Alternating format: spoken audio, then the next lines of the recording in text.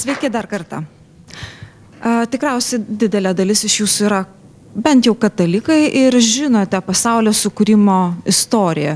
Ir ten yra tokie žodžiai. Ir Dievas tarė, tebūnie šviesa.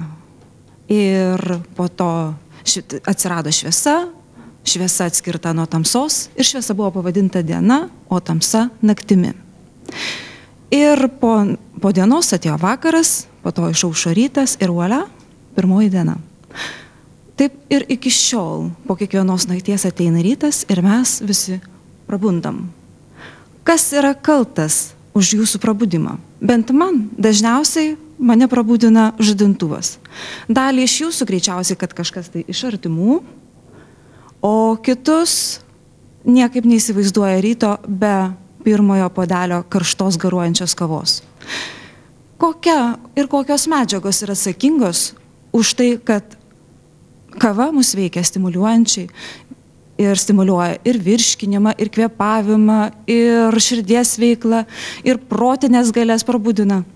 Na, geriausiai žinoma iš tų medžiagų yra kofeinas.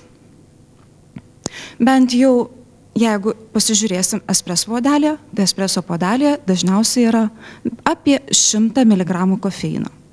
Jeigu pasižiūrėsim ir norėsim sužinoti, kiek yra būtent jūsų kavos puodelį kofeino, tektų atlikti labai kruopščią analizę, panaudoti įvairius analitinius metodus.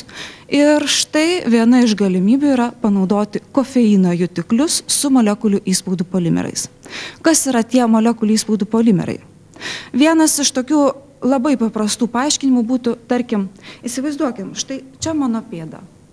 Ir jeigu pėdą įsivaizduosiu kaip kofeino molekulę, o štai čia mūsų aplinkui sniegą, tuomet aš vaikščiodama paliksiu pėdsakus ir tai bus įspaudai. Jeigu kažkas bus šalia manęs, kuris turės arba didesnės, arba mažesnės pėdas, jo pėdsakai bus kitokie negu mano. Ir jis paliks, ir mano pėdsakai jam idealiai tikrai netiks. Tai jeigu mes turim molekulių įspaudų polimerą, jo veikimas yra gana panašus. Kodėl? Jeigu mes turime polimerizacijos mišinį ir atliekam